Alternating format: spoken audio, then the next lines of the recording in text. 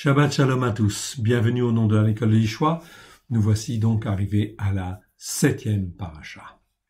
Le calendrier en fait ici, juif messianique, 5781, nous le voyons en fait à l'écran, nous sommes dans cette période. Les mois, le calendrier messianique s'étale du 25 mars 2020 au 23 mars 2021. Donc cela en fait, nous le voyons en fait ici, nous sommes dans un calendrier solaire des jubilés, mais messianique.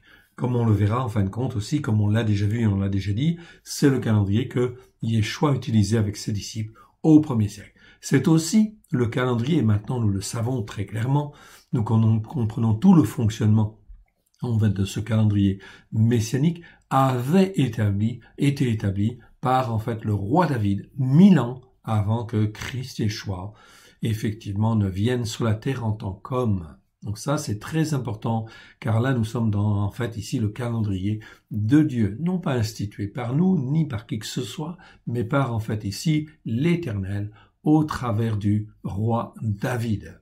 Je vous rappelle que Yeshua est l'héritier, en fait, du roi David.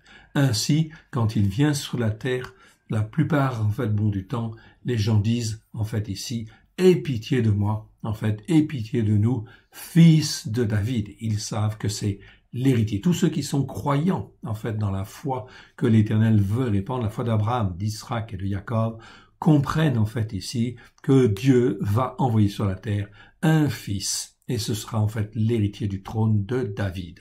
L'héritier de David. Comme les aveugles, en fait, à Jéricho, à Yéricho, eh bien, ils vont dire, aie pitié de nous, fils de David. Et ils vont insister. Ils comprennent que tout s'accomplit par, justement, le fils de David. C'est donc très important. Aujourd'hui, nous allons aller à la page, en fait, 36. Nous y voici. 36, nous sommes donc au 9e mois de l'année. En fait, ici, nous sommes à la 7e paracha. Donc, c'est le 2e Shabbat, vous le voyez, en fait, ici, de ce 9e mois. C'est la 7e paracha, Vayetse, il sortit. Vous remarquerez que après la 7e, c'est la 8e, ça va de soi, et puis ensuite après c'est Hanouka. Hanouka rabbinique, bien sûr, d'abord, effectivement, donc en vert, nous ne respectons pas en fait cela. En fait, ici, nous ne sommes pas sur le calendrier semi-lunaire, mais en fait le calendrier solaire. Donc la fête de Hanouka, elle aura lieu donc ici, je vous le rappelle, le 25e jour du 9e mois. Donc elle est forcément décalée par rapport au calendrier semi-lunaire qui marche avec la lune.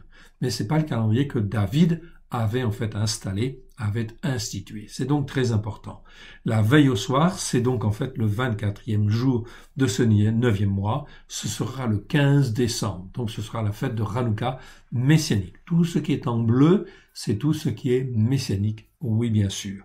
Donc cela nous permet de nous positionner. Comme vous le remarquerez en fait ici, très bien, Hanouka 4, c'est-à-dire le 4e jour de Hanouka, il n'y a pas de paracha, tout simplement parce qu'il y a bien effectivement un passage de Marc chapitre 12, versets 18 à 34, comme vous le voyez en fait ici à l'écran, qui apparaît en fait ici, je vous l'agrandis, ici, Hanouka 4, ce sera le 19 décembre, ce sera le 28e jour de ce 9e mois, Hanouka 4, 4e jour de Hanouka, messianique, puisque là c'est en bleu, eh bien il y a effectivement un morceau de Marc chapitre 12, versets 18 à 34, qui avait été spécialement affecté à la fête de Hanouka. On le lira donc en fait ici, et on en fera le commentaire, bien évidemment, car Yeshua viendra à la fête de la dédicace proclamer son unité avec le Père. C'est donc très important.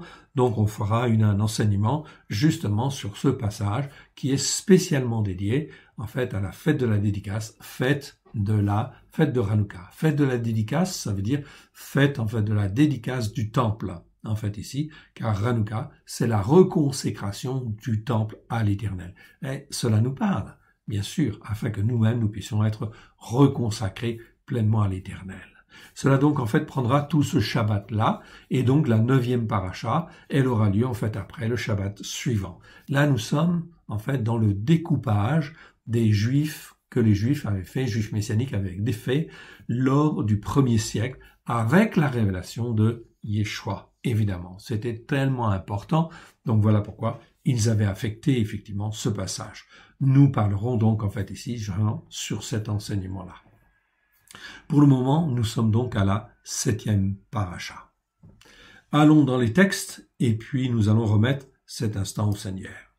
Donc paracha, 7e paracha, Vayetse que vous voyez apparaître à l'écran, il sortit, ok, c'est Genèse 28 verset 10 à Genèse 32 2, ok, ou Bereshit 28 10 à 28 à 32 2.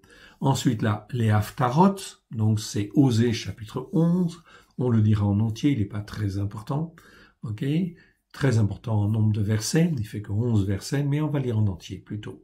Osée 12, Osée 13 et Osée 14. Donc 4 petits chapitres, ils sont très importants. Pourquoi? Parce qu'ils nous parlent de la situation actuelle. Le psaume 132 et le passage de Marc, chapitre 11, versets 27 à 33, et Marc, chapitre 12, versets 1 à 6. Nous verrons ce que Yeshua nous dit à l'occasion de cette 7e paracha. Remettons ces quelques instants au Seigneur. Père très saint, nous te rendons grâce dans le précieux nom de Yeshua, ton Fils bien-aimé. Merci d'étendre ta main sur chacun de nous à la gloire de ton Saint-Nom. Nous sommes là, Seigneur, comme des serviteurs qui disons, serviteurs et des servantes, qui te disons, parle, Seigneur, ton serviteur, ta servante, écoute. Nous te rendons grâce. Nous nous couvrons du sang précieux de l'agneau. Nous invoquons les mérites de l'agneau sur chacun de nous et nous venons vers toi, vers le trône de la grâce, afin que tu nous touches, que tu nous fortifies, que tu nous enseignes, que ta Torah puisse être écrite dans chacun de nos cœurs avec grâce et vérité au travers de Christ Yeshua, ton Fils bien-aimé. Merci pour cette portion, cette paracha que tu nous donnes en fait aujourd'hui à la gloire de ton Saint-Nom, afin de nous fortifier encore et encore à la gloire de ton Saint-Nom. Merci Père très saint, que ta parole pénètre dans chacun de nos cœurs, y trouve un terrain favorable, puisse en fait ici, puisse nous former, nous façonner, nous structurer, nous apprendre à marcher comme tes pères dans la foi ont marché, ok, comme Abraham, Isaac et Jacob ont marché par la foi.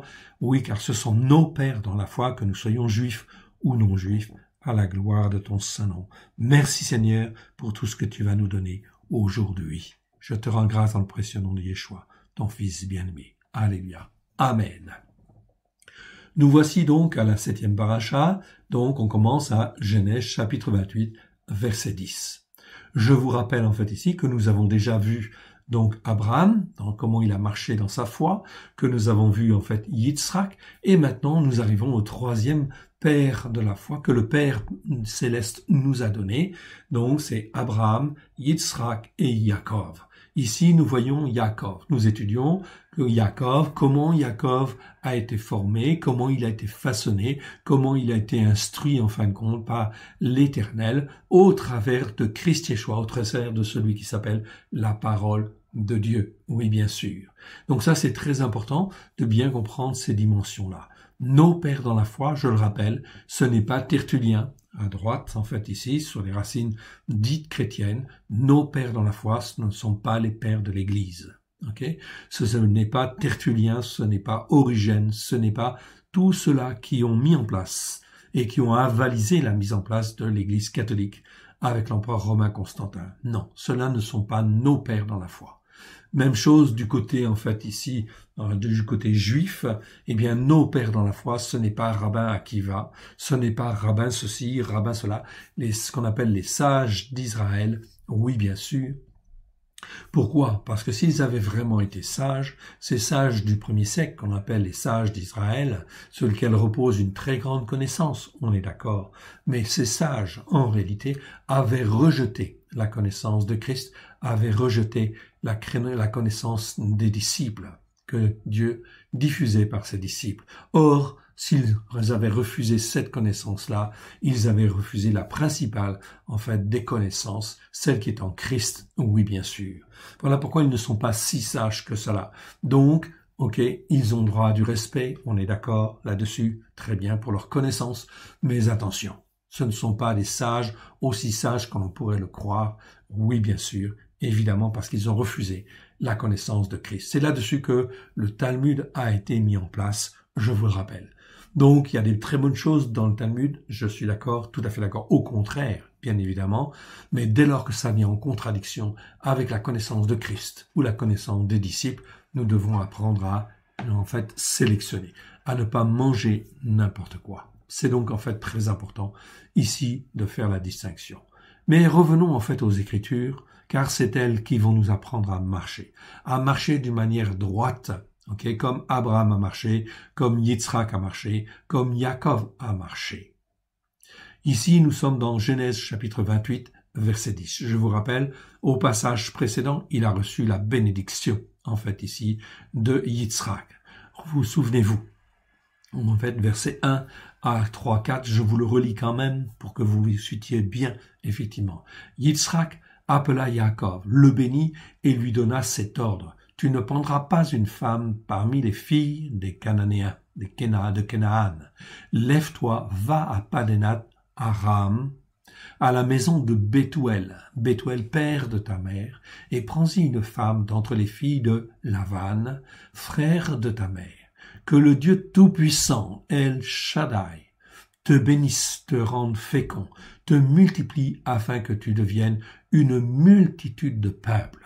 Donc là, Yitzhak s'est rendu compte qu'il avait fait des erreurs et que l'héritage spirituel devait être donné, en fait ici, à Yaakov. Il va recevoir la bénédiction d'Abraham et la bénédiction pour les Juifs, mais également pour tous les peuples, qu'ils deviennent une multitude de peuples.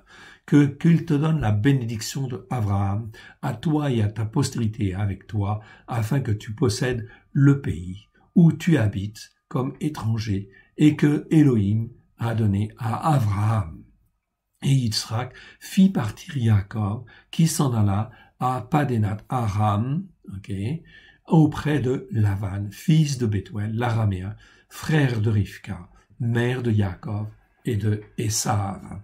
Donc aussi, la bénédiction de Yitzhak, elle est claire et elle est nette. C'est la bénédiction de l'Éternel, en réalité. C'est le temps, en fait, ici, que Dieu a choisi justement pour que, en fait, Yaakov puisse être, en fait, travaillé comme il convient, façonné comme il convient, afin d'accomplir. Jusqu'à maintenant, l'Éternel Dieu n'a jamais parlé directement à Yaakov. Mais ça va venir, car maintenant, c'est Yaakov qui est le successeur, qui prend en main le bâton de la bénédiction, si je puis dire, le flambeau, en fait, ici, de cette bénédiction, le flambeau de la course.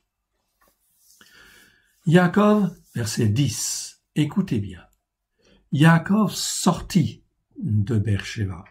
En fait, dans nos traductions, c'est mis « il partit ». Mais en hébreu, on ne dit pas ça.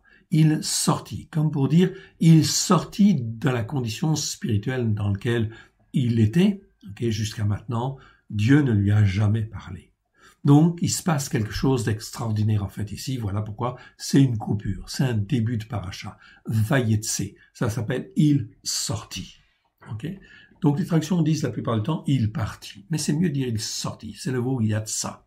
Il sortit de Beersheba et s'en alla à Rarana. Rarana, comme je vous l'ai dit, c'est Raran, mais au lieu de s'écrire Raran, ça s'écrit Rarana. Rarana, en fait, on l'a vu, ça s'écrit deux fois comme ça. Jean Genèse 27, verset 43, et Genèse, en fait, 28, verset 10. Petit J, en fait, ici, vous le voyez, en fait, ici. Je vous le sélectionne. Rarana, Raran, en fait, ici, ça s'écrit d'une manière différente. Donc, comme le Saint-Esprit écrit, en fait, en hébreu, Rarana, et non pas Raran, parce que d'habitude, ça s'écrit toujours Raran, ça veut dire route, montagnard, dans les 9 autres versets, sinon ça s'écrit Rarana. Rarana, c'est donc un lieu spécial quelque part. C'est pas tout à fait le lieu physique, donc il y a le lieu physique, oui, mais il y a un lieu spirituel. Il y a un lieu spirituel qui est là, et en fait ici, Yaakov va vers ce lieu, en fait ici, vers ce lieu spirituel, vers son rendez-vous spirituel avec l'Éternel, quelque part. Donc c'est écrit, verset 10, Yaakov sortit de Beersheba et s'en alla à Rarana. Rarana, c'est Charan dans nos Bibles. Donc c'est vers un lieu spirituel qui est en fait très chargé spirituellement. Verset 11, il arriva à l'endroit, ok, nos traductions, ok, c'est comme ça dans nos traductions françaises. Il arriva dans l'endroit. Mais en hébreu, c'est pas le verbe arriver, c'est le verbe en fait ici paga. Mais paga en fait compte ici, c'est spécial. Paga en fin de compte, c'est un verbe qui veut dire atteindre, qui veut dire joindre, qui veut dire rencontrer. Et ici, c'est la rencontre avec Dieu qui va se passer. Ça veut dire mettre en lumière. Donc ici, il y a un temps, en fait, ici, pendant lequel, en fait, Jacob va se retrouver dans un lieu spirituel. Après la bénédiction, en fait, de Yitzhak, qui est la bénédiction de l'Éternel, va se retrouver dans un lieu spirituel où Dieu va le prendre en main. Dieu va le prendre en main afin de le former, en fait, ici, et de le façonner pendant, en fait, un certain temps avant d'aller chez Laban, tout simplement. Okay. On va continuer, en fait, ici, et on y verra plus. Donc ici, c'est vrai, en fait, c'est marqué en hébreu, il atteignit. Il atteignit l'endroit. Donc, un endroit particulier, et il passa la nuit. La tradition juive dit que c'est le mont Moria. Donc, il est parti de Beersheba, dans le sud, puis il est monté, en fait, vers le nord, pour aller vers Haran, okay, et en fait, il se serait arrêté au mont Moria, c'est-à-dire au mont de Jérusalem, au mont Sion que vous connaissez aujourd'hui, là où se trouve en fin de compte, où se trouvait le temple en fait de l'Éternel. Oui, évidemment. Donc la tradition juive dit que c'est là, ce lieu. Bon, c'est certainement vrai. En tout cas, c'est un lieu entre Beersheba et en fait ici Haran. Donc c'est possible que ce soit ce lieu-là. Oui, bien sûr. Ne nous attardons pas là-dessus. En tout cas, c'est un lieu vraiment bien précis, qui est chargé spirituellement. Donc, la tradition juive dit, c'est en fait le lieu où en fait Abraham a sacrifié son fils, a offert son sacrifice, son fils en sacrifice. Donc, c'est l'endroit. Il y passa la nuit, car le soleil s'était couché. Comme si, en fin de compte, ici, quelque part, la nuit était venue rapidement. C'est-à-dire qu'en fait, ici, dans la tradition juive, ils expliquent ça. C'est comme si ça donne cette impression, en fait, là. C'était là où il devait s'arrêter. Il prit là, qu'est-ce qu'il dit? Il prit une des pierres de l'endroit, en fait ici. Une des pierres de l'endroit, pas n'importe quelle pierre. Une des pierres de l'endroit, en fit son chevet et se coucha dans ce lieu. Si on comprend en fait ce verset, il y a une dimension spirituelle cachée derrière, qui veut nous dire quelque part, il prit une pierre, non pas n'importe quelle pierre. Or, quelle est la pierre qui nous intéresse, mon frère, ma sœur? Bien sûr, c'est la pierre, en fin de compte, ici, qui, en fait, représente Christ, Yeshua, bien évidemment. C'est, en fait, il ne prit pas n'importe quelle pierre. Il prit, en fin de compte, quelque part, il a une révélation, la lumière se fait, en fait, ici, dans son cœur et dans sa vie. Et, en fin de compte, ici, il prend une pierre particulière. Puis, en fait, de cette pierre, il va s'en servir comme, non pas comme oreiller, mais il va reposer sa tête dessus. C'est-à-dire qu'en réalité, en fait, toute sa connaissance, va se reposer, en fait, là-dessus. Et il se coucha en ce lieu, il resta là, en fait, ici, bien sûr, pour passer, en fait, la nuit. Puis, dans cette nuit, qu'est-ce qu'il voit? Verset 12, il a une vision extraordinaire. C'est la première fois que l'Éternel parle à Yaakov. C'est le début de sa vie spirituelle. C'est le temps marqué par Dieu pour, en fait, ici, l'appel de Yaakov. Il eut un songe, et voici une échelle était appuyée sur la terre, et son sommet touchait le ciel. Donc on voit une échelle avec en fait des anges qui en fait ici montent et descendent. Et voici les anges de Elohim montaient et descendaient le long de cette échelle. C'est donc en fait ici quelque chose d'extraordinaire, une vision dont on ne comprend pas toute la dimension. Yaakov ici comprenait tout un certain nombre de choses. Oui, bien sûr, c'est un lieu tout à fait particulier. Oui, bien sûr, qu'il va appeler Bethel, maison de Dieu, en fait ici. Or, sur la carte, Bethel est un petit peu plus haut que le mont Moria, en fait ici. Donc, bref, on va pas polémiquer, en fait, là-dessus. Peu importe, c'est le lieu où Dieu était. C'est ça qui est important, en fait, ici, de bien comprendre.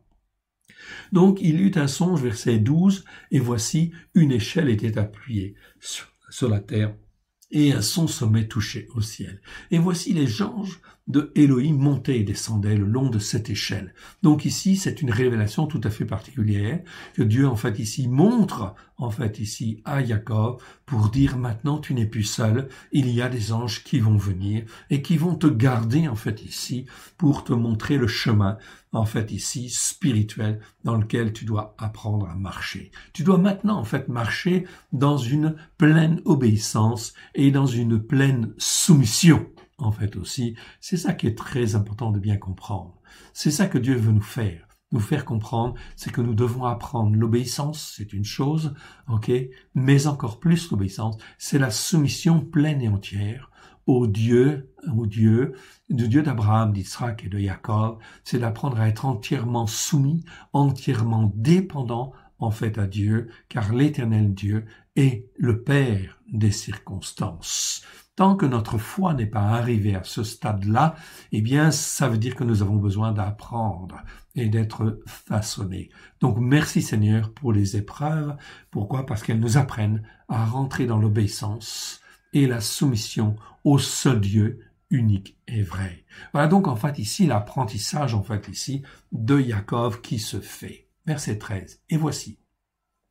L'Éternel se tenait au-dessus d'elle et il dit, je suis l'Éternel, l'Élohim d'Abraham. Donc l'Élohim, ça veut dire le Dieu pluriel, c'est-à-dire je suis Dieu, la parole de Dieu et l'Esprit de Dieu, qui était un et qui était avec Abraham, en fait ici, ton père.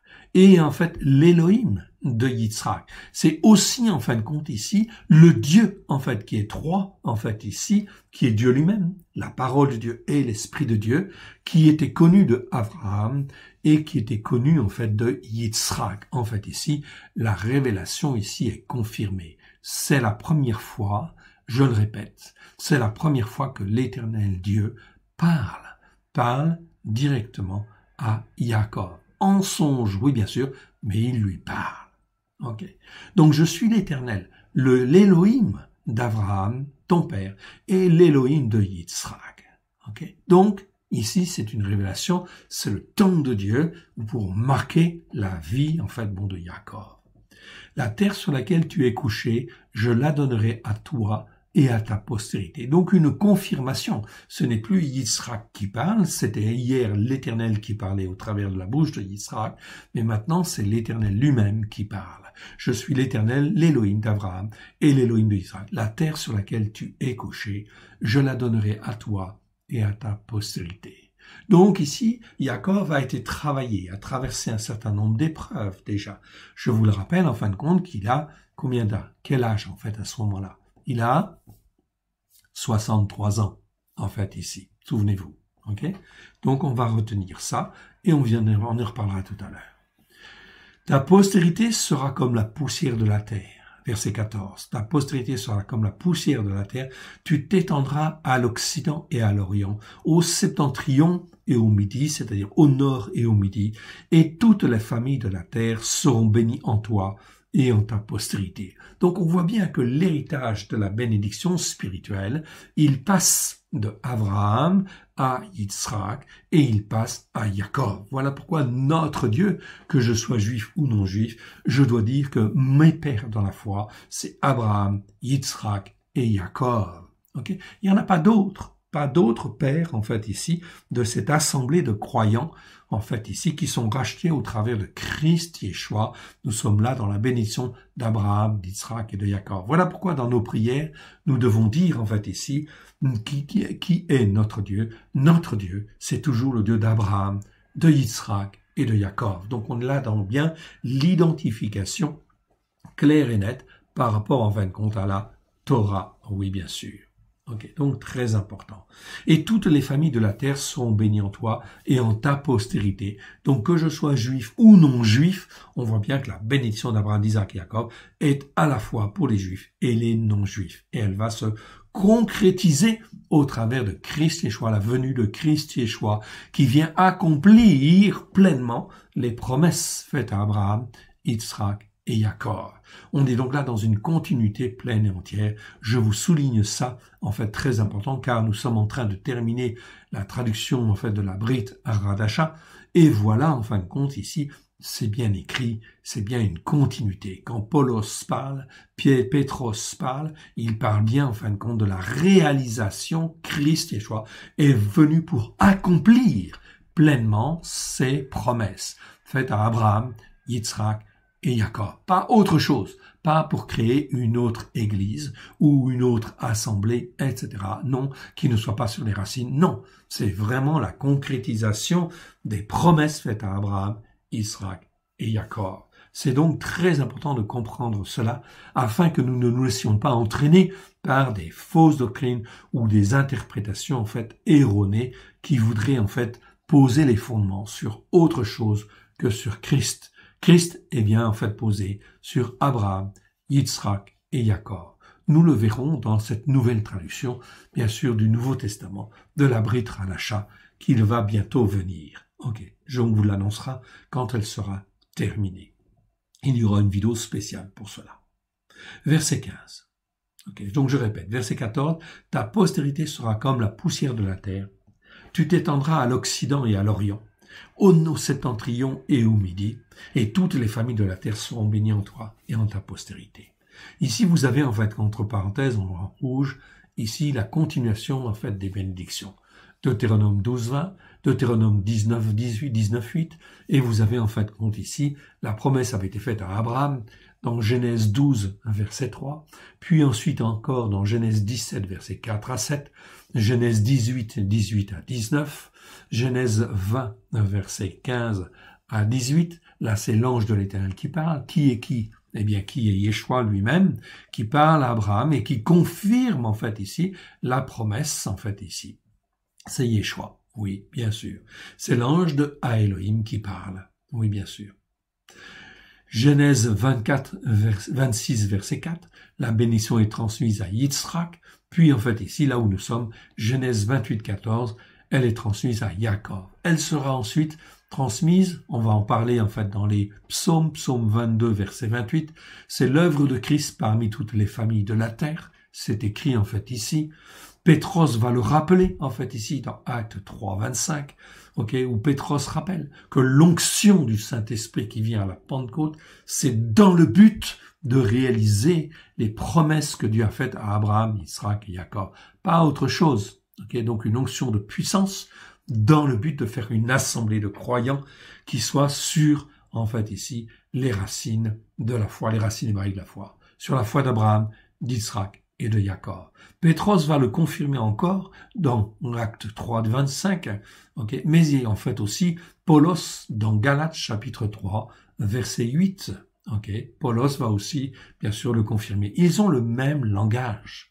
Ils ont des personnalités différentes, des caractères différents, bien sûr, mais ils ont tous le même langage. Ici, c'est donc très clair. On est dans une continuité parfaite. Voilà pourquoi il ne faut pas en fait prêter attention à des enseignements qui ne montrent pas cette unité de la foi sur la pensée, en fait, ici, d'Abraham, d'Israël et de Jacob. C'est Dieu qui forme, Dieu qui façonne. Donc ici, Dieu intervient dans la vie, en fait, ici, de Jacob, pour bien caler, en fait, ici, son ministère. Voici, je suis avec toi, va-t-il dire, en fait, ici. L'Éternel dit, « Voici, je suis avec toi, je te garderai partout où tu iras, et je te ramènerai dans ce pays, car je ne t'abandonnerai point, que je n'ai exécuté ce que je dis. » Jacob s'éveilla de son sommeil. Donc la parole a été donnée, il la croit, oui bien sûr, parce qu'il l'a reçue en songe, mais le Saint-Esprit atteste de cette vérité dans son cœur, donc il ne va pas douter, il va donc aller vers Laban, en fait ici, mais il va être renouvelé, mais il va être formé en fait ici pendant un certain temps. Il ne peut pas aller tout de suite en fait chez Laban, en fait ici, on va le voir tout à l'heure. Jacob s'éveilla de son sommeil et il dit assurément, dans nos Bibles certainement, mais certainement c'est un petit peu ambigu. En fait ici c'est pour dire avec certitude, assurément l'Éternel est en ce lieu et moi je ne le savais pas. Donc, je vous rappelle, c'est la première fois que l'Éternel parle directement à Jacob, en songe, mais il lui parle directement.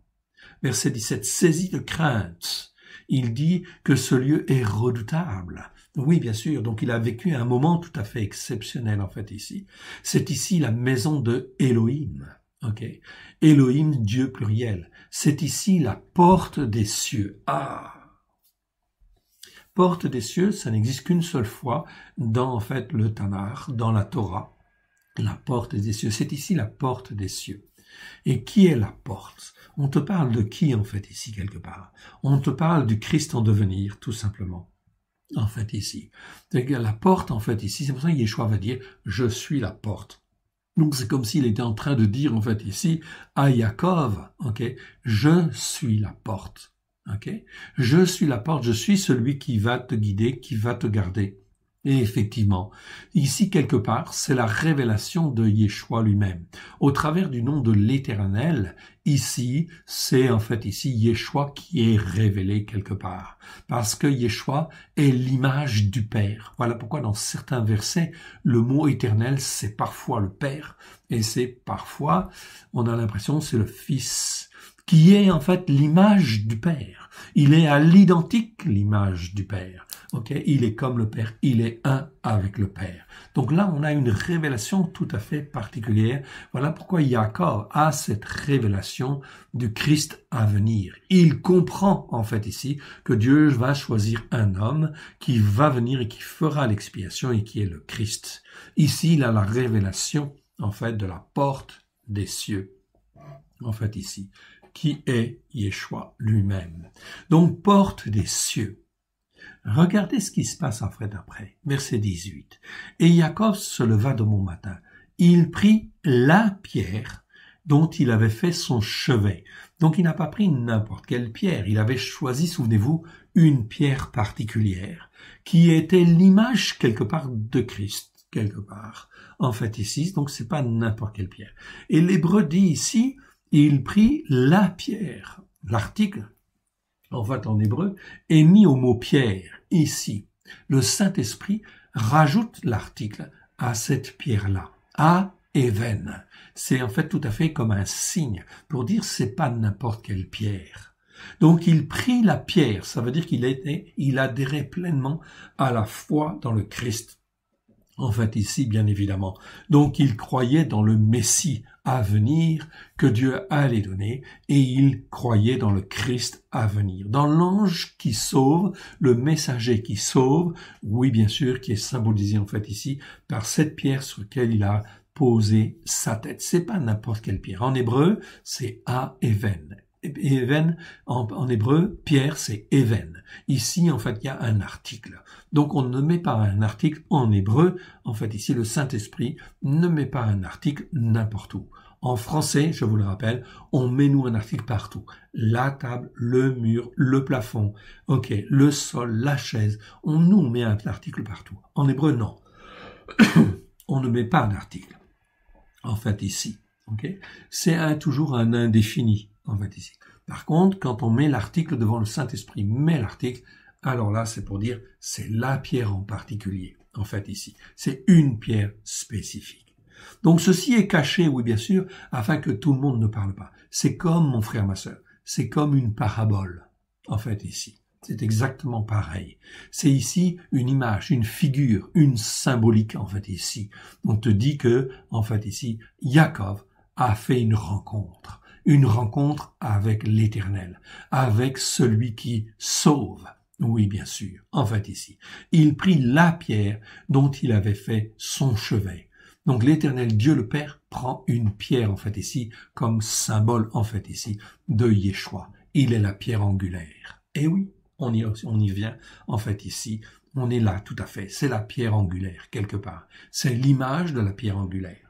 Ok, comme en fait ici, Yeshua est la porte des brebis. Oui, bien sûr. Ici, on te parle de la porte des cieux. Dont il avait fait son chevet. Dont il avait fait son chevet, ça veut dire qu'en fin de compte, il reposait pleinement là-dessus, en fait ici. Il se reposait physiquement, mais là, il se reposait, en fait ici, Ah, il se reposait, c'est dans le sens en fait spirituel, donc ça veut dire qu'il reposait toute sa foi là-dessus, sa croyance était calée sur cette pierre-là.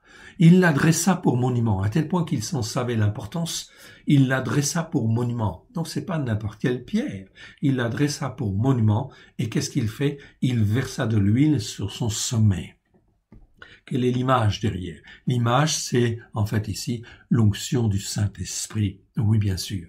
Il comprenait qu'il devait marcher par l'Esprit, oui, bien sûr, avec l'onction du Saint-Esprit, pour que cette pierre-là puisse être vraiment en fait une pierre angulaire, une pierre sur laquelle il puisse se reposer, c'est-à-dire qu'il puisse se reposer sur Christ, en fait ici, d'une manière certaine, dans, en fin de compte, ici, le chemin, le voyage qu'il va devoir faire.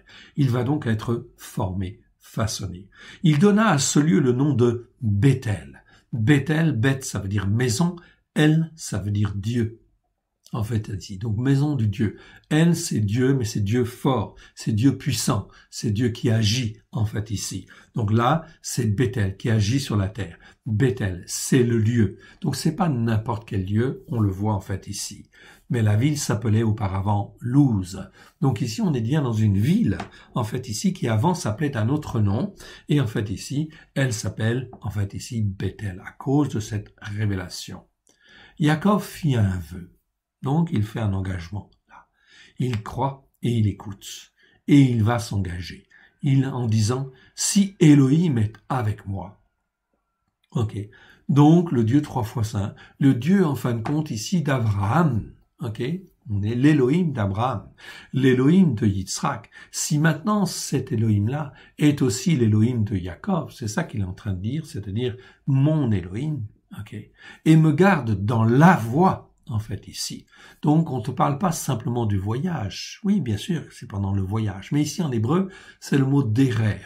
Donc, on te parle de la voie spirituelle dans laquelle il va devoir marcher, en fait, maintenant, dans les épreuves. Eh bien, effectivement, c'est avec Christ qu'il va marcher, en faisant une pleine confiance à l'Éternel Dieu. Une pleine confiance dans l'Éternel Dieu. Il est au début, quelque part, d'une formation dans la révélation, en fait, ici, du Tout-Puissant et de Christ Yeshua.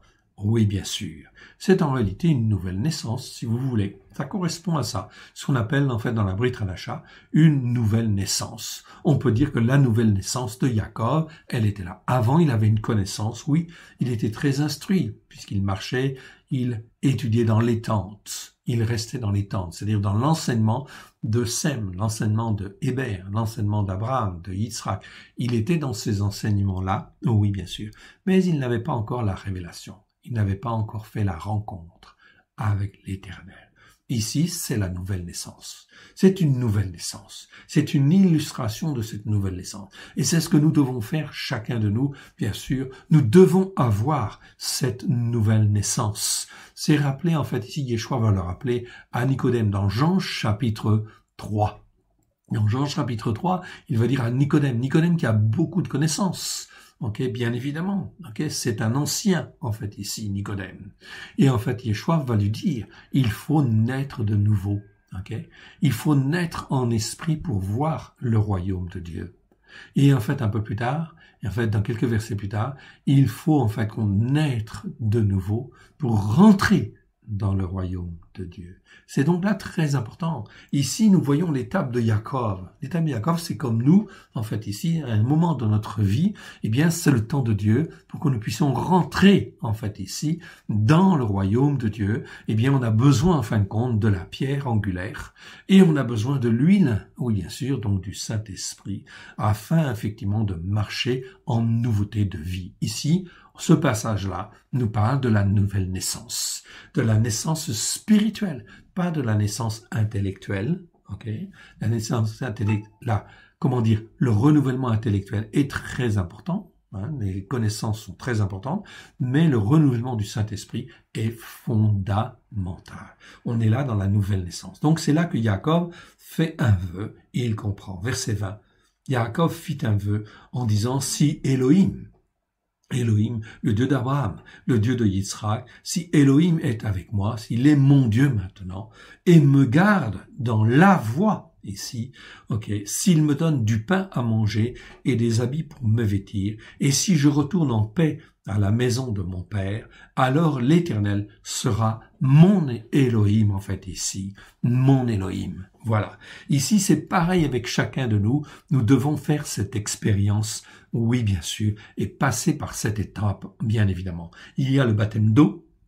Le baptême d'eau, en fait, ici, qui est l'engagement personnel, ok, de vouloir servir Dieu. Ça, c'est très bien. Ok, c'est fondamental.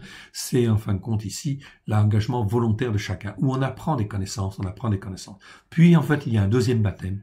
C'est le baptême du Saint-Esprit. C'est la nouvelle naissance, où il est absolument nécessaire, en fait, d'avoir cette nouvelle naissance. Et ça se fait au temps de Dieu. Oui, bien sûr. C'est pas nous qui choisissons ce temps-là. Non. C'est le temps de Dieu.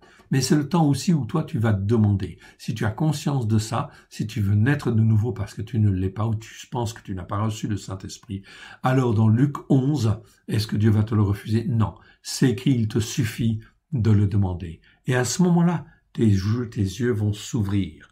Comme en fait ici, les yeux de Jacob s'ouvrent sur une connaissance qu'il n'avait pas en fait avant. Voilà pourquoi il va faire en fait ici ce vœu. Et si je retourne en paix à la maison de mon Père, alors l'Éternel sera mon Elohim. Verset 22. Cette pierre-là que j'ai dressée.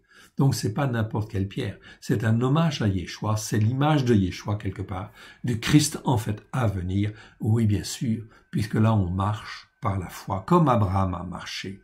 Cette pierre que j'ai dressée pour monument sera la maison de Elohim. Sera la maison, c'est-à-dire en fait sera le tabernacle de Elohim.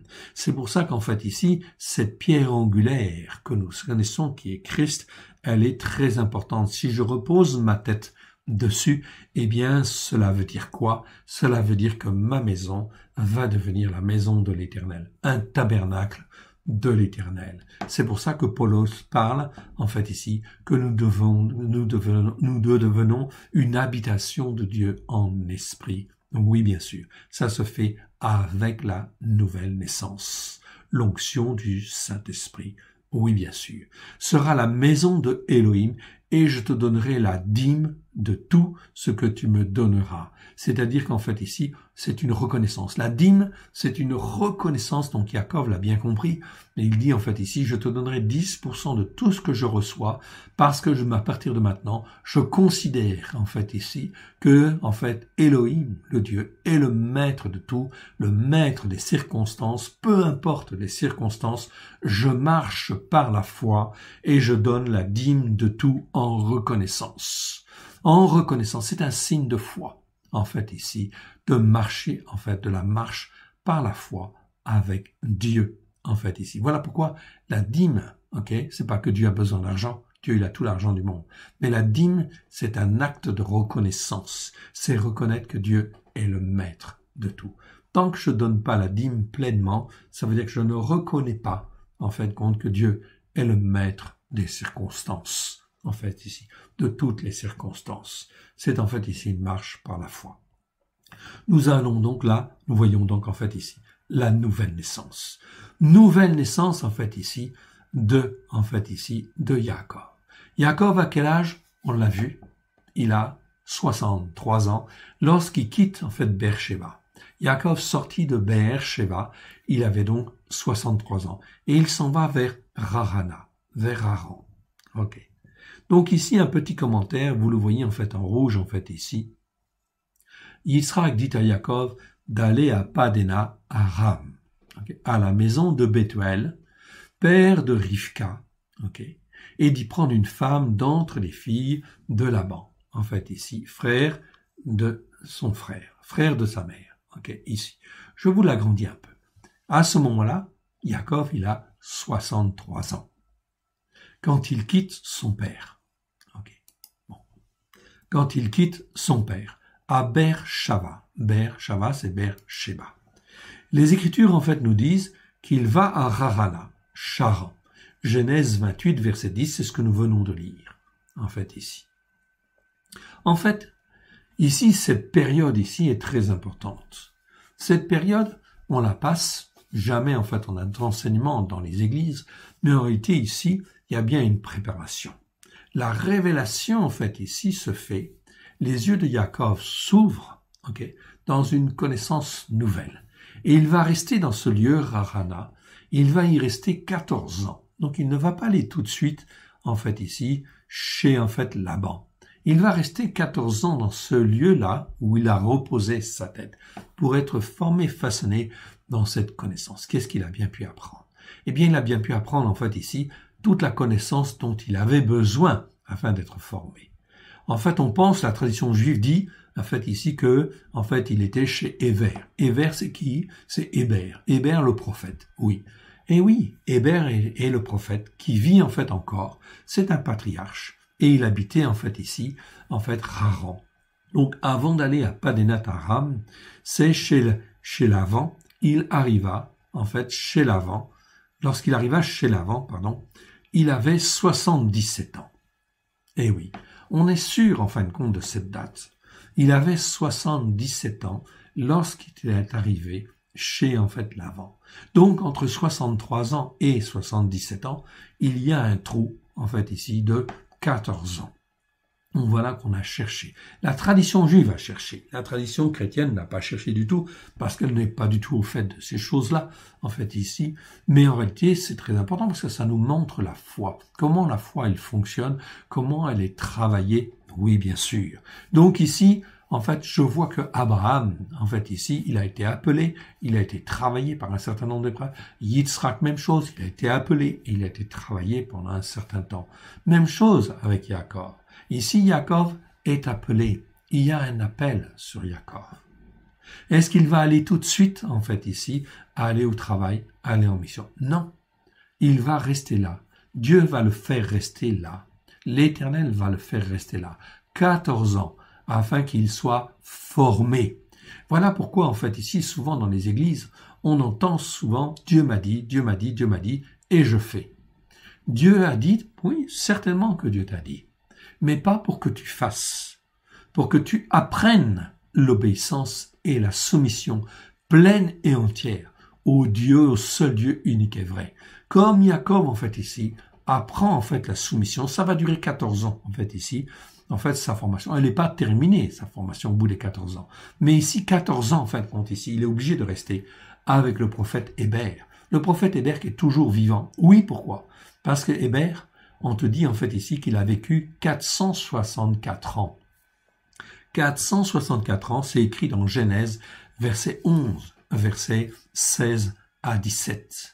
Il meurt alors que Yaakov, si on fait les calculs, tout ça, Yaakov a 79 ans lorsque Héber, en fait, meurt.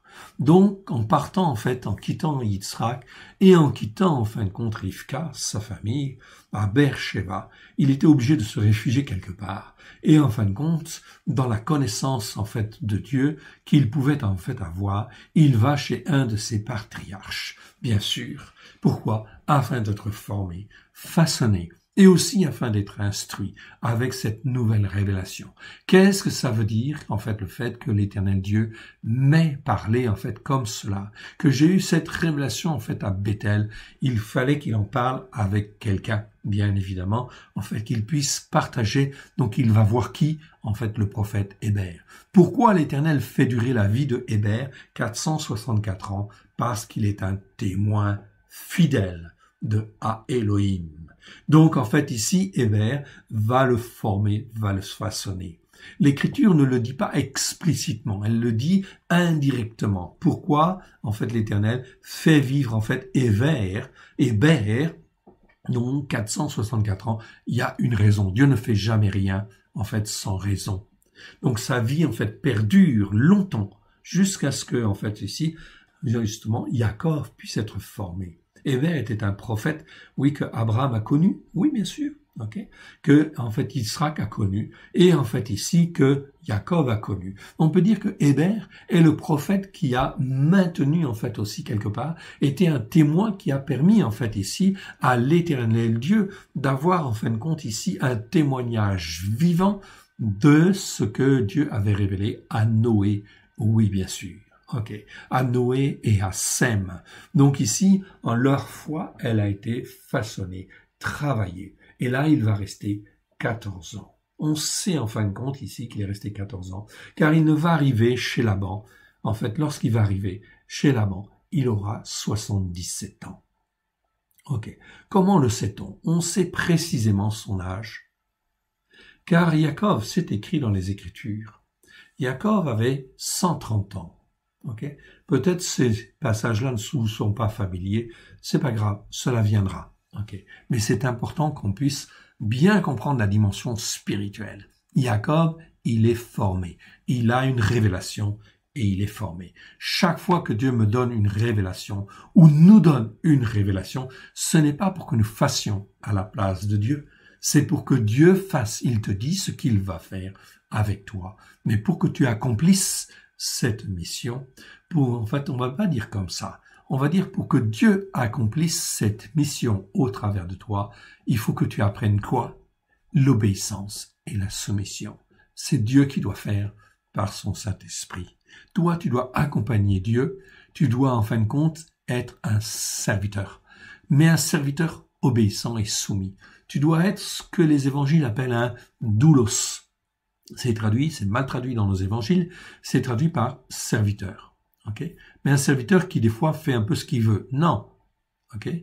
Avec Dieu, c'est en fin de compte ici, en fait dans les évangiles et les épîtres, c'est le mot doulos. Doulos, c'est traduit par serviteur. C'est une erreur parce qu'il y a d'autres mots pour dire serviteur. En réalité, c'est esclave. Doulos, ça veut dire esclave. Esclave de Dieu, esclave de Christ. Tu dois apprendre à être esclave, à devenir un esclave de Dieu, un esclave de Christ. Ces mots te parlent peut-être mieux, plus facilement en fait aussi, parce qu'esclave, ça veut dire quoi? Ça veut dire que tu ne décides rien à la place de Dieu. Tu laisses Dieu décider dans ta vie ce que Dieu veut faire, car Dieu sait très bien ce qu'il veut faire avec toi, en fait ici. S'il t'a donné une vision, gloire à Dieu. Mais c'est pas pour que tu la fasses à la place de Dieu, c'est pour que Dieu te travaille, te façonne, et il dit ce qu'il va faire avec toi. Donc voilà ce que tu dois faire, c'est apprendre à obéir et apprendre à te soumettre au seul Dieu unique et vrai. Mon frère, ma sœur, c'est pas facile. Ok, on est d'accord. Mais ça demande du temps. Donc ici, en fait, on sait très clairement que Yaakov, a 130 ans. Quand Yosef a 39 ans. Qu'est-ce que ça a à faire en fait avec ici? Eh bien, en fait, ici, dans Genèse, je vous donne tous les versets, vous pouvez les vérifier si vous voulez, avait 39 ans. Genèse 41, 42, Genèse 45, verset 6, Genèse 47, verset 9, on aura l'occasion de le revoir. Mais avec ça, tu sais très clairement que Yosef, en fait, ici, avait 39 ans, quand, en fait, ici, Yaakov avait 130 ans. Ça veut dire quoi? Si tu ôtes 39 ans à 130 ans, cela veut dire que Yaakov avait 91 ans lorsque Yosef est né. Et oui. Et Yosef, en fait, est né alors que Yaakov avait 91 ans. Eh bien, on continue le calcul. Jacob, est arrivé 14 ans plus tôt, bien évidemment. 14 ans plus tôt, en fait, ici. Pourquoi 14 ans plus tôt? Parce qu'à la naissance de Yosef, c'est à la fin des 14 ans, des premiers 14 ans, que Yaakov a passé chez Lavan. 7 ans pour, en fait, Léa et 7 ans pour Rachel. Ça fait 14 ans. C'est pendant, en fait, ces 14 ans que sont nés les 11 fils de Yaakov ainsi que Dina, en fait, ici. Très important. Donc, à la fin, à la 14e année, en fait, ici, Yosef est né. Et ça veut dire que Yaakov avait 91 ans. Tu comptes en fait à l'envers. Tu sais donc en fait ici que Yaakov est arrivé chez Laban à 77 ans. Et ça peut pas être autrement. Tu peux faire les calculs dans tous les sens. Et ça, c'est très intéressant. C'est très intéressant parce qu'on dit que Yaakov, en fin de compte, peut-être il était vieux, mais il n'était pas vieux, il était dans la force de l'âge à ce moment-là. Et il avait la force de Dieu derrière, en fait aussi, quelque part. Donc 91 ans, il était dans en fait toute la puissance de l'âge, quelque part. En fait ici, de son âge. Il va vivre en fait jusqu'à 147 ans. Donc il est en fait ici dans la puissance de l'âge. En fait ici, Dieu l'appelle. Mais Dieu le forme. Vous voyez qu'en fait, Pour Dieu, peu importe l'âge, mais il y a un temps de formation, en fait, ici. Et Dieu, en fin de compte, avait besoin de former, en fait, Yaakov à cette connaissance au travers du Christ, bien évidemment, en fait, ici, de cette pierre angulaire, de la pierre, de la porte des cieux qui est Yeshua, en fait, ici. Il avait besoin de cette révélation, d'apprendre l'obéissance et la soumission. Chapitre 29. Yaakov se mit en marche et s'en alla au pays des fils de l'Orient. 14 ans ont passé, et maintenant il est prêt, donc il s'en va vers la destinée, en fait ici, que Dieu a prévue pour lui. Il regarda, et voici il y avait un puits dans les champs. Et voici il y avait à côté 3 troupeaux de menu bétail. Troupeau, en fait ici, le mot troupeau, en fait ici, c'est en fait le mot éder. Éder, en fait ici, vous le voyez, je le cite au passage. Okay. Je ne veux pas m'étendre beaucoup sur ces noms de troupeaux, mais en fait ici, c'est simplement pour vous le signaler, car les mots ne sont pas tout à fait pareils. Troupeau, c'est éder, en fait ici, de menu bétail. Menu bétail, c'est en fait ici le mot tson. Okay. Donc éder, en fait ici, et ici tson. Ces 2 mots sont très souvent traduits dans nos Bibles, en fait simplement par troupeau, on ne fait pas la distinction. En fait, ici, éder, c'est un troupeau, en fin de compte, ici, de bétail, ça peut être de chèvres et de brebis, oui, bien sûr, mais ça peut être de bœufs, etc. C'est tout un troupeau de bêtes qui peuvent être achetées, en fait, ici. Okay. C'est la richesse. Ça a un rapport avec la richesse, en fait, que tu as pour pouvoir, en fin de compte, ici, vendre, vivre, etc. Parce qu'à l'époque, on comptait, en fait, en troupeaux. Donc, éder, adarim, en fait, au pluriel, ça veut dire troupeau de bêtes, ok, tout simplement, en fait, ici. Et tson, c'est, en fait, ici, ça veut dire menu bétail, ou même troupeau de menu bétail, ok. Ça, c'est tson, ok. Donc, c'est un troupeau, en fait, ici, qui a besoin d'être formé, façonné, en fait, ici, ok, pour devenir un troupeau mature, en fait, ici, pour être commercialisable, en fait, ici. C'est tson dans ce cas-là.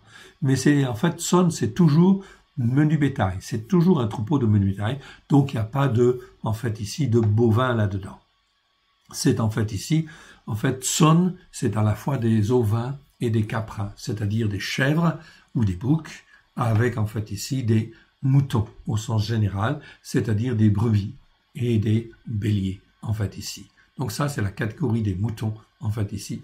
Et la catégorie des boucs et chèvres, en fait, ici, il n'y a pas un nom commun, en fait, hein, c'est caprins, en fait, ici. Donc c'est les caprins et les ovins, en fait, ici.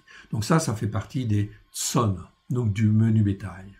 Donc ici, le troupeau, en fait, ici, de menu bétail, qui se reposait. 3 troupeaux, en fait, étaient là, se reposaient, car c'était à ce puits qu'on abreuvait les troupeaux éder, et la pierre sur l'ouverture du puits était grande. Donc il y avait une très grande pierre sur en fin de compte, sur ce puits, en fait, là. Donc c'est sûr qu'en fait, au travers de ces passages, il y a des révélations prophétiques, okay, à chercher, en fait, et que le Seigneur nous révélera en heure et en temps. Voilà pourquoi les noms sont un petit peu différents, en fait, ici. On n'a pas aujourd'hui la révélation de toutes ces choses, mais ça viendra. Okay. Verset 3. Tous les troupeaux s'y étaient rassemblés. Donc les troupeaux, en fait, ici, qui étaient prêts, en fin de compte, à être vendus, en fait, ici, qui représentaient des animaux, en fait, prêts à être achetés. S'y étaient rassemblés. On roulait la pierre de dessus l'ouverture du puits. On abreuvait le menu bétail. Donc ici, c'est le mot tson qu'on traduit par menu bétail ou troupeau de menu bétail, on est d'accord. C'est mieux que troupeau tout court, en fait, ici. C'est troupeau de menu bétail. Si je veux mettre le mot troupeau, il faut absolument mettre troupeau de menu bétail. Donc c'est forcément des ovins et des caprins, en fait, ici. Ou l'un ou l'autre, ou et l'un et l'autre. L'un ou l'autre. C'est du menu bétail. Et l'on, en fait, remettait la pierre à sa place sur l'ouverture du puits. Donc on n'ouvrait pas n'importe quand, en fait, ici, cette pierre, en fait, ici, du puits. En fait, ici. Pourquoi ? Pour des questions, en fin de compte, ici, d'optimisation, en fait, ici, afin que l'eau ne s'évapore pas, en fait, bien évidemment. Yaakov dit aux bergers, « Mes frères, d'où êtes-vous » Ils répondirent, « Nous sommes de Haran, pardon. Nous sommes de Haran. Donc ce qu'on appelait tout à l'heure Harana, en fait ici, c'est bien le mot courant de Charan. C'est bien Haran en fait ici. Nous sommes de Haran, donc la ville voisine. Il leur dit, connaissez-vous Lavan? Ok, Yaakov dit, connaissez-vous Lavan, fils de Nahor? Ils répondirent, nous le connaissons. Il leur dit, est-il en bonne santé? Ils répondirent, il est en bonne santé. Voici Rachel, sa fille, qui vient avec le troupeau de menu bétail, en fait ici, donc avec son son, en fait ici, le troupeau de Lavan, en fait ici, troupeau de menu bétail, qui est composé en fin de compte de chèvres, de boucs, de béliers et de brebis, en fait ici. Donc son troupeau de menu bétail, en fait ici. Très important, regardez ce qui est marqué ensuite. Et il dit, voici, il est encore grand jour, et ce n'est pas le temps de rassembler les troupeaux de bétail, en fait ici. Donc les troupeaux de bétail, petit g en fait ici, okay, c'est encore un autre mot. Un autre mot pour parler de troupeau. Ici, c'est mikné. Mikné en fait ici, c'est le troupeau de bétail au sens très général d'animaux qui peuvent être achetés, en fait ici. Donc ici, il y a des différences entre ces troupeaux qu'on a du mal à discerner en fait encore aujourd'hui. Okay, donc on essaye de bien comprendre, mais si les mots sont différents, vous savez qu'avec Dieu, il y a toujours quelque chose en fin de compte ici à trouver. Et ici, ces textes-là ne nous ont pas encore révélé toute en fait la dimension en fait messianique et prophétique. Voilà pourquoi la Torah, en fin de compte, il est nécessaire en fait ici de l'étudier, de la réétudier, de la méditer, bien évidemment. Donc ici, un autre mot pour dire en fait troupeau de bétail. Je vous l'ai mis en vert en fait ici, tout simplement pour que vous puissiez voir que si on parle de troupeau, vous avez trois mots en fait ici. Vous avez Eider en fait ici, qui est traduit par troupeau. Vous avez Tson, qui est traduit par troupeau de menu bétail ou menu bétail. Et vous avez en fait ici Mikné, qui en fait ici nous parle encore en fait de troupeau. Dans nos Bibles, ces mots-là sont toujours traduits par troupeau, point à la ligne, et on ne fait pas de différence. Donc, on verra en fait un petit peu plus tard, il y a une raison prophétique. Oui, bien sûr, il y a un message à découvrir. Quand ce sera le temps de Dieu, nous le découvrirons. Oui, bien sûr. Donc, en fait, Yaakov dit, regardez, c'est un petit peu curieux en fait ici ce qu'il dit. Il dit, voici, il est encore grand jour, et ce n'est pas le temps de rassembler les troupeaux de bétail. Okay. Abreuvez le menu bétail, puis allez et faites les paître. Voilà Yaakov qui se permet de dire, en fait, ici quelque chose, alors qu'il est étranger quelque part. Il vient, en fin de compte, là, et effectivement, bon, très bien, il se permet de dire, voici, il est encore grand jour, ce n'est pas le temps de rassembler les troupeaux de bétail. Abreuvez le menu bétail. Abreuvez le menu bétail, c'est-à-dire, en fait, ici, les brebis, en fait, ici, c'est mieux que brebis, parce qu'en fait, ici, on est dans Tson. Donc, Tson, c'est un troupeau à la fois, en fin de compte, de brebis, de béliers, de boucs et de chèvres. Donc, je ne peux pas traduire par brebis tout court.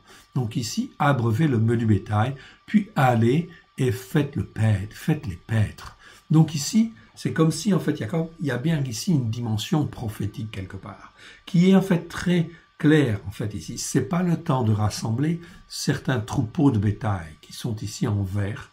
C'est le temps, en fin de compte, de les abreuver d'une certaine manière, avec une certaine connaissance pour le moment, car ce n'est pas le temps de rassembler, en fait, ici. Cela nous parle sur le temps prophétique, ici. Donc, nous ne sommes pas dans le temps non plus, aussi, où Dieu va rassembler, en fait, ici, tout son peuple, en fait, ici, sur les racines hébraïques de la foi. Non. Donc, Yaakov nous parle. Yaakov est très, très prophétique. Donc, ici, il y a bien une révélation. C'est pas le temps de rassembler tout le monde. Tous les peuples, en fait, ici, Dieu va les former à droite et à gauche pour qu'ils viennent petit à petit sur les racines hébraïques de la foi. Donc, il va y avoir un troupeau, en fait, ici, de menu bétail, en fait, ici, là, en fait, ici, dans tel pays, puis dans tel autre pays, puis dans tel autre pays, puis dans tel autre pays. En fait, ici, tous ces troupeaux vont être alimentés quelque part. Ça nous parle sur le plan prophétique. Mais ce n'est pas le temps de rassembler tout le monde en fait en même temps. On voit bien que là il y a bien une dimension prophétique dans ce passage extraordinaire. Verset 8. Ils répondirent, nous ne le pouvons pas jusqu'à ce que tous les troupeaux, en fait ici, donc on parle là de troupeaux, c'est un autre mot troupeau, soient rassemblés. C'est alors qu'on roule la pierre de dessus l'ouverture du puits et qu'on abreuve le menu bétail. Donc ici, il y a bien en fin de compte une dimension de troupeau plus importante qui est rassemblée. Et en fait ici, on attend que tous les tsons soient rassemblés d'une certaine manière.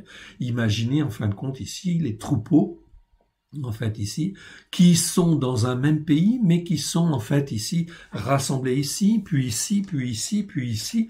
En fait ici, on les rassemble, puis en fin de compte, à un moment donné, on va ouvrir le puits pour qu'ils puissent en fait ici être alimentés avec une vérité, en fait ici, qui est celle du Dieu d'Abraham, du Dieu de Yitzhak, et du Dieu de Yaakov. Mais c'est pas encore le temps que cette révélation soit donnée en fait à tous en fait ici. Elle est donnée petitement en fait ici, en fait parce qu'il faut alimenter d'abord en fait certains troupeaux en fait ici. Ça se comprend. On est dans la sagesse ici de prophétique et la sagesse en fait messianique qui nous est révélée par Yaakov. Verset 9. Comme il parlait encore, survint Rachel avec le troupeau de menu bétail, son troupeau à elle, qui est le troupeau de son père, car elle était bergère. Oui, bien sûr. Lorsque Yaakov vit Rachel, fille de Lavan, frère de sa mère, le troupeau de menu bétail de Lavan, en fait ici, le troupeau de son père, ici est appelé en fait ici le troupeau de Lavan. C'est quand même curieux, en fait, ici, car Lavan, c'est le frère de sa mère. Donc, il y a bien, en fait, une ambiguïté. Est-ce que c'est le troupeau du père ou c'est le troupeau du fils? En fait, ici, c'est le fils qui s'approprie, en fait, le troupeau, qui n'est pas le fils, en fait, ici, vraiment, en fin de compte, ici, comme un fils glorieux. Lavan est un fils qui profite de l'opportunité et qui s'approprie le troupeau de son père, en fait, aussi, quelque part, en fait, ici. Donc, frère de sa mère, il s'approcha, roula la pierre de dessus l'ouverture du puits et abreuva le troupeau de bétail de Lavan, frère de sa mère. Donc, le troupeau du père, en fait, ici, est devenu clairement le troupeau, en fait, de Lavan qui s'est approprié le troupeau, en fait, ici, de son père, ici. Donc, on est, en fait, ici, pas dans une légitimité pleine et entière. Mais Dieu est le maître des circonstances. Laissons les choses faire, ce n'est pas le temps. C'est Dieu qui est le maître des circonstances. Verset 11. Yaakov embrassa Rachel. Il éleva la voix et pleura. Pourquoi, en fin de compte, ici, pleure-t-il? Parce qu'il est heureux. Il rencontre celle qui lui était promise. Et oui, depuis longtemps, en fait, ici, on le sait. Yitzhak le sait. En fait, ici, Rebecca, en fait, le savait. En fait, ici, ils ont eu 2 fils, Ésaü et Yaakov, bien sûr. Et d'un autre côté, chez, en fin de compte, Lavan, en fait, ici, il y avait, en fait, aussi 2 filles. Oui, bien sûr. Il y avait 2 filles. Il y avait 2 filles chez Nahor, chez Lavan, en fait, ici. Il y avait 2 filles. C'était Léa et c'était Rachel. Et tout le monde savait, en fait, ici, à cause des échanges commerciaux, bien évidemment, en fait, ici, que les 2 fils, en fait, de Yitzhak, eh bien, devaient épouser, en fait, ici, quelque part, les 2 filles, en fin de compte, de Lavan. Enfin, tous ceux qui étaient informés, en fait, ici, qui étaient dans la foi, quelque part, il y avait, en fait, tout le monde savait que Esav était promis à Léa, que Léa était promise à Esav et que Rachel était promise à Yaakov. Et voilà pourquoi, en fait, ici, il se passe un temps d'émotion tout à fait particulier. Oui, bien sûr. Voilà cette jeune femme belle et en fait zélée, en fait, ici pour le Seigneur, zélée, en fait, à travailler. Voilà Rachel, la promise, en fait, ici à Yaakov, qui, en fait, ici, se présente. Elle était bergère. Quand on dit elle est bergère, ça veut dire qu'elle savait s'occuper des brebis, qu'elle savait s'occuper des boucs, qu'elle savait s'occuper des béliers, qu'elle savait s'occuper, en fin de compte, ici, des brebis, des chèvres, etc. Enfin, de tout son troupe menu bétail, en fait, ici. Donc, c'est très important, ça, parce que ça veut dire qu'elle est dans une disponibilité spirituelle tout à fait particulière. C'est une bonne servante, une servante zélée. Donc, il embrassa Rachel, il éleva la voix et pleura. Ok. Il pleura parce qu'il connaît les choses. Le plan de Dieu est en train de s'accomplir. Il sait très bien que c'est sa promise. Ok. Yaakov a appris à Rachel qu'il était parent de son père, qu'il était fils de Rivka, et elle courut l'annoncer à son père. Donc, verset 12, vous voyez bien que Rachel, en fait, ici, eh bien, elle va, en fait, où ça? Elle ne va pas vers Lavan, d'abord. Elle va vers son père. Son père est donc vivant. Donc, on voit bien que Lavan s'approprie le troupeau de son père. Il y a bien, en fait, là, une illégitimité quelque part qui s'est installée. Le frère, en fait, ici, prend petit à petit la place, en fait, du père, et il va prendre la place du père, en fait, ici, alors qu'il n'a pas à la prendre, en fait, encore. Il va abuser, en fait, faire le forcing, quelque part. Dès que Lavan eut entendu parler de Yaakov, fils de sa sœur, donc c'est pas en fait Rivka, Rachel qui lui parle, il entend parler en fait ici de Yaakov, fils de sa sœur. Il courut au-devant de lui, il l'embrassa et le baisa. En fait, il l'embrassa et le baisa, en fait, autant on peut trouver un autre mot quand même, parce que c'est un peu ambigu. Il l'embrassa et le baisa, et en fait, il le fit venir dans sa maison. Donc Laban, en fait, ici court, il entend. Ok, c'est pas qu'il a une attitude très affectueuse là, ok, mais en réalité, Laban est toujours un homme très intéressé. C'est l'argent, c'est la puissance. Donc il sait en fait ici que ce fils-là, et en fait c'est le fils de Yitzhak qui est un homme très très riche. Tout le monde le sait, bien évidemment, à cause des troupeaux, à cause des commerces qui sont faits. En fait ici, Laban est au courant. C'est en fait ici que ce fils-là, Jacob, est très très riche, en fait aussi. Donc, il va, en fin de compte, ici, courir auprès de lui, et c'est d'une manière intéressée qu'il va vers lui. Il le fit venir dans sa maison, et Jacob se laisse faire, oui, se laisse conduire, mais attention, il n'est pas dupe. Il marche avec le seul Dieu unique et vrai, et il apprend à juger, en fait aussi, clairement. Il va donc être là, mis à l'épreuve, oui bien sûr, mais il se laisse faire par les circonstances, considérant que l'Éternel est le maître des circonstances. Voilà pourquoi, en fait aussi, pourquoi l'histoire de Jacob nous intéresse, de Jacob nous intéresse au plus haut point, comment nous devons marcher. Considérer que le contexte général, c'est Dieu qui le permet, en fait ici, pourquoi il a ses raisons, afin de nous former et de nous façonner. Jacob raconta à Lavan toutes ces choses. Donc là, Jacob raconte tout. Okay. À cet homme qui n'est pas tout à fait droit, mais peu importe, il raconte tout. Il croit que l'Éternel Dieu est le Tout-Puissant. Et Lavan lui dit, assurément, en fait, tu es mon os et ma chair. C'est-à-dire que tu es de ma famille, en fait, ici. Ok, parce que tu es de ma famille, viens, tu es le bienvenu dans ma demeure, en fait, ici. Mais en réalité, dans le fond de son cœur, au travers de ce langage accueillant tout, en fait, ici, même Yaakov n'est pas dupe, en fait, ici, de l'attitude de Lavan. Yaakov demeura 1 mois chez Lavan. 1 mois, en fait, ici, de tranquillité, en fait, ici. Il est accueilli, en fait, bien. Mais ça va pas durer parce que Lavan est intéressé. Oui, bien sûr. Verset 15. Puis Lavan dit à Yaakov, parce que tu es mon parent, tu fais partie de ma famille, me serviras-tu pour rien? Donc il est intéressé, en fait, ici, quelque part. Me serviras-tu pour rien? Ok, tu vas travailler, en fait, chez moi, mais tu vas pas demeurer à rien faire. Okay. Donc ici, quelque part, s'il est intéressé et en fait, il ne veut pas nourrir quelqu'un en fait pour rien. Non, c'est un homme qui est très intéressé. Il faut qu'il y ait du rendement, etc. Que ça rapporte de l'argent. Oui, bien sûr. Ok, donc en fait, tu vas travailler. Donc il va lui proposer indirectement de travailler. Puis Lavan dit à Jacob, parce que tu es mon parent, me serviras-tu pour rien? Dis-moi quel sera ton salaire. Donc là, on est déjà dans la négociation, en fait, ici, très clairement. Okay? Yaakov n'est pas du tout. Okay? Or, Lavan avait 2 filles. L'aînée s'appelait Léa et la cadette Rachel. Okay. Le seul moyen de les avoir vis-à-vis en fin de compte de cet homme. Donc vous voyez que en fait Jacob ne discute même pas avec le père en fait ici, mais avec Laban qui est le fils en fait ici. Or Laban avait 2 filles.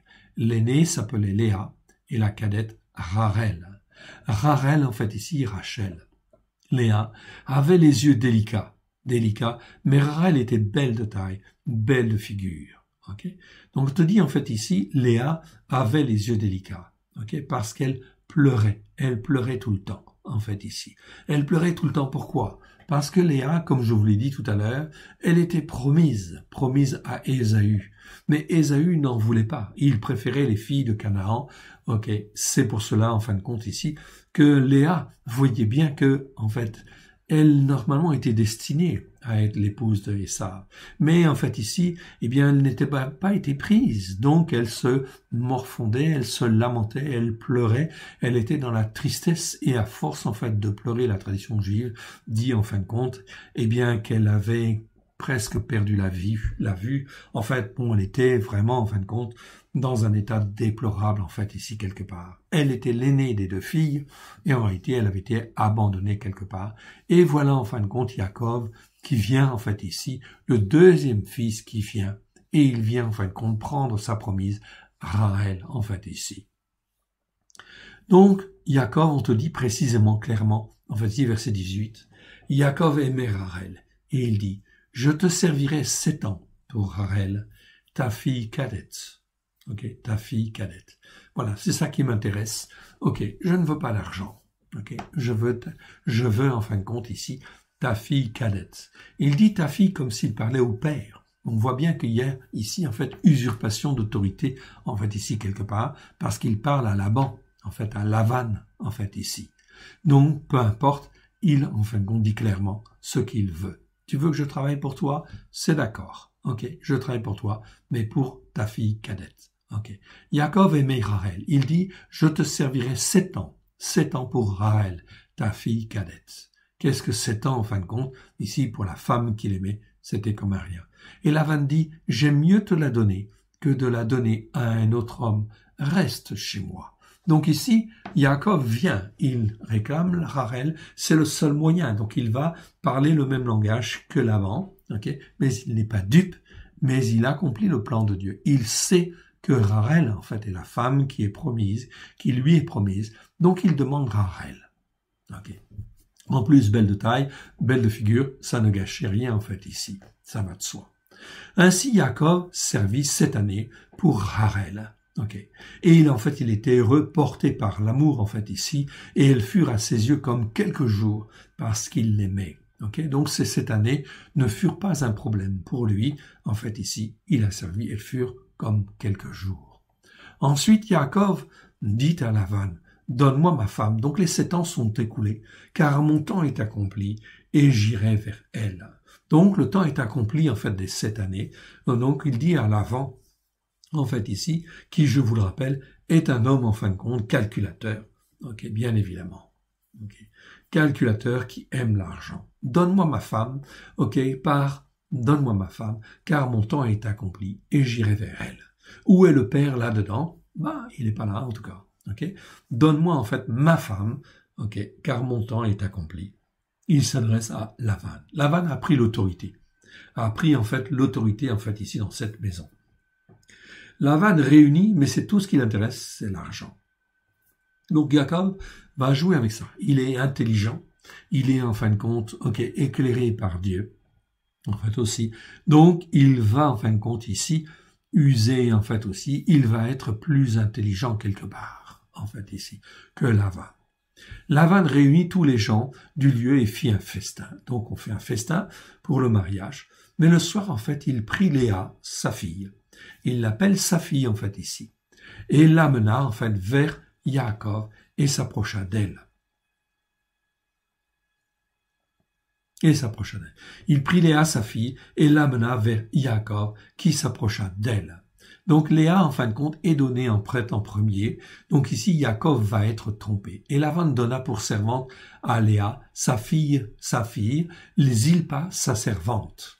Le lendemain matin, voici que Léa Léa, voici que c'était Léa. Donc Yaakov se rend compte ici qu'il a été trompé, en fait, ici. Il a été trompé. Ça nous paraît, en fin de compte, ici, un peu gros, en fait, ici, quelque part. Mais en fait, peu importe, il a été trompé. Et Dieu a permis qu'il soit trompé, en fait, aussi, quelque part.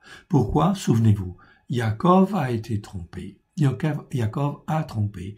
Et ici, il est trompé. Il est trompé, pourquoi? Pour servir le plan de Dieu. Parce que Léa, en fin de compte ici, eh bien, devait avoir un époux, mais elle n'a pas eu d'autre époux. Donc, en fait, elle va être donnée, en fait, ici, quand même à Yaakov. Alors, Yaakov dit à Laban, qu'est-ce que tu m'as fait? N'est-ce pas Rachel que j'ai servi? Rachel que j'ai servi chez toi. Pourquoi m'as-tu trompé? En fait, ici. Tu m'as trompé, en fait, ici. Donc, Yaakov est en colère. Laban dit, ce n'est point la coutume dans ce lieu de donner la cadette pour l'aîné. Donc il va utiliser une argumentation qui existe en fait à l'époque, oui bien sûr. Alors il va dire en fait ici, verset 27, achève la septaine, achève la semaine. Okay. Mais semaine, c'est en fait ici les 7 ans en réalité. Donc c'est une semaine qui veut dire 7 ans.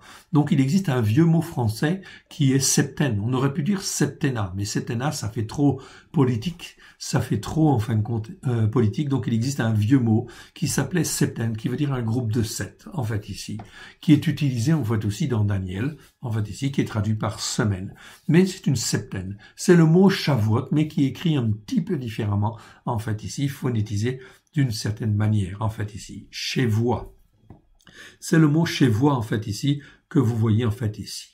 Ok, chevois, chavois, en fait ici, qui peut vouloir dire une semaine, ou quand il est écrit d'une certaine manière, ça peut aussi vouloir dire, en fait, une septaine, ou un septennat, c'est-à-dire un groupe de 7 ans, en fait ici. Tout à fait. C'est ce qu'on voit dans Daniel. Donc ici, de toute façon, on sait que ce mot-là, c'est bien en fin de compte ici, septaine, c'est bien 7 nouvelles années, ou semaine, c'est bien 7 nouvelles années. C'est même dit dans le même verset. Achève la septaine ou la semaine avec celle-ci, et nous te donnerons aussi l'autre pour le service que tu feras encore chez moi pendant 7 nouvelles années, c'est-à-dire une autre septaine ou une autre semaine. Donc 7 ans pour Léa. Okay. Et en fait ici, il va lui donner Rachel tout de suite, en réalité, mais avec l'engagement, comme il sait que c'est un homme d'honneur, en fait ici, de travailler 7 ans supplémentaires, donc Laban est intéressé, en fait ici, en fait, pour en fait faire travailler en fait, Yaakov 7 ans supplémentaires, en fait ici. Donc 7 ans supplémentaires, ici, ça va donc faire en tout 14 ans. Donc 14 ans, en fait, si pendant ces 14 ans, Yaakov aura en fait 2 femmes, oui bien sûr, Léa et Rachel. Et ces 2 femmes, c'est des femmes en fait bon de Dieu, oui bien sûr, c'est des femmes qui vont devenir en fin de compte ici les matriarches, qui vont devenir en fait les mères des 12 fils d'Israël, oui bien sûr, des 12 fils de Yaakov, en fait ici, des 12 tribus d'Israël. C'est ainsi que Dieu va construire le peuple d'Israël à travers de ces 2 femmes, oui bien sûr, Léa et Rachel.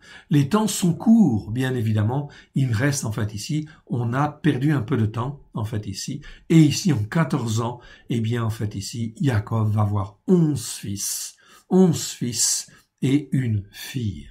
On va faire une petite pause et en fin de compte, on continuera en fait ici tout à l'heure, oui bien sûr, avec en fait la suite de ce chapitre 29. Que l'Éternel Dieu vous bénisse et vous garde. Shabbat Shalom. À tout à l'heure.